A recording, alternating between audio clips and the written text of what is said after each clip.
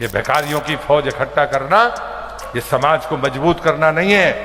अब तो सरकार से भीख मांगने की आदत लोगों की पड़ गई है। नेता आते हैं तो कागज, एक टुकड़ा तो कागज मिलते हैं उनको, मंच पर है माला पहनाएंगे और एक पत्र पकड़ा देंगे। तुम जनता नहीं, तुम भिखारी हो। तुम बार बार सरकार से भीख मांगने चले आते हो। कुछ इसी अंदाज में मध्य प्रदेश पंचायत एवं ग्रामीण विकास मंत्री प्रहलाद पटेल ने जनता को भिखारी करार दे डाला। प्रहलाद पटेल ने कहा कि अब तो लोगों की सरकार से भीख मांगने की आदत सी पड़ गई है। नेता जहां जाते हैं वहां एक टोकरी तो कागज मिल जाते हैं, मंच पर माला पहनाने आएंगे और एक पत्र पकड़ा देंगे।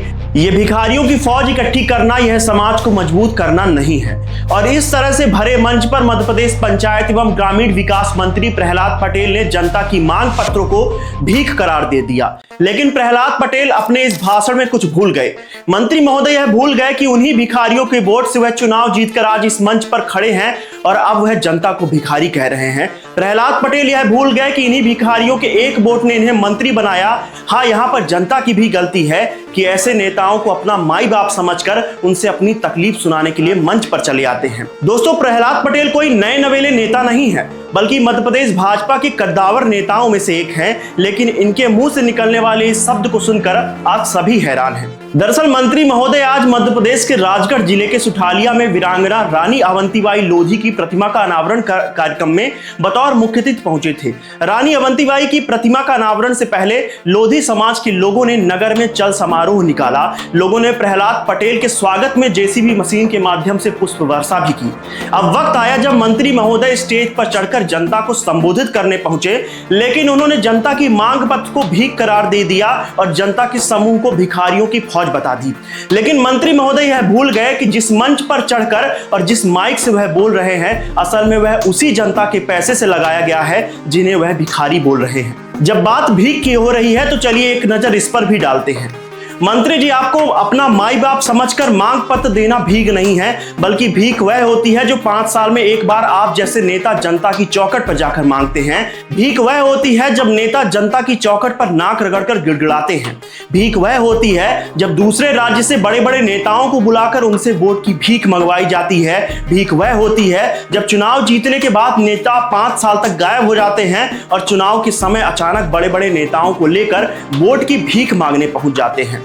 यह बात सुनकर आपको शायद बुरा लगेगा, लेकिन आपको बुरा लगना चाहिए। आपको समझना चाहिए कि जनता की औकात क्या है। आपको समझना चाहिए कि यह जनता का मांग पत्र नहीं बल्कि जनता का हक है। आपको याद रखना चाहिए कि यह शोहरत और यह लाव लश्कर सब कुछ इन्हीं भिखारियों की देन है। और जिस दिन आपको यह भीख देना बंद कर देंगे, आप जैसे बड़े बड़े लोग इन मंचों पर बोलने लायक नहीं बचेंगे। आप भीख की बात कर रहे हैं तो चलिए आपको भीख का एक और उदाहरण देते हैं। भारत का हृदय कहे जाने वाले मध्य प्रदेश में लगभग 4 लाख करोड़ से भी अधिक का कर्ज है और यह कर्ज लगातार बढ़ता ही जा रहा है। लेकिन जिनके हाथ में प्रदेश की जनता ने बागडोर दी थी, वह लगातार आरबीआई से कटोरा लेकर कर्ज पर कर्ज ले रहे हैं। कर्ज के पैसे से रैलियां की जा रही हैं। इसी कर्ज के पैसे से मंत्रियों के बंगलों का रिनोवेशन हो रहा है। इसी कर्ज के पैसे से देश विदेश की यात्रा की जा रही है और इसी पैसे से मंत्रियों के लिए लग्जरी गाड़ियां खरीदी जा रही हैं। आज मध्य प्रदेश की हालत यह हो गई है कि यह बीमारू राज्य के बाद अब भिखारी राज्य की ओर बढ़ता चला जा रहा है। मध्य प्रदेश की कई जनहित की योजनाएं बंद हो चुकी हैं और मध्य प्रदेश लगातार कर्ज के बोझ तले दबता जा रहा है।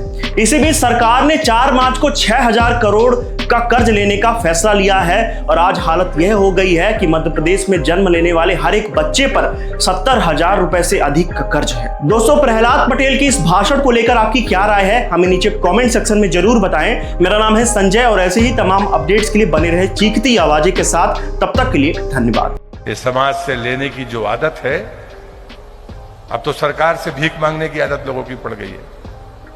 नेता आते हैं तो कागज, एक टुकड़ा तो कागज मिलते हैं उनको, मंच पर है माला पहनाएंगे और एक पत्र पकड़ा देंगे। ये अच्छी आदतें नहीं है। लेने की बजाय देने का मानस बनाइए। मैं दावे से कहता हूं, आप भी सुखी होंगे और एक संस्कारवान समाज को हम खड़ा करेंगे। ये भिखारियों की फौज इकट्ठा करना ये समाज को मजबूत करना नहीं है, ये समाज को कमजोर करना है।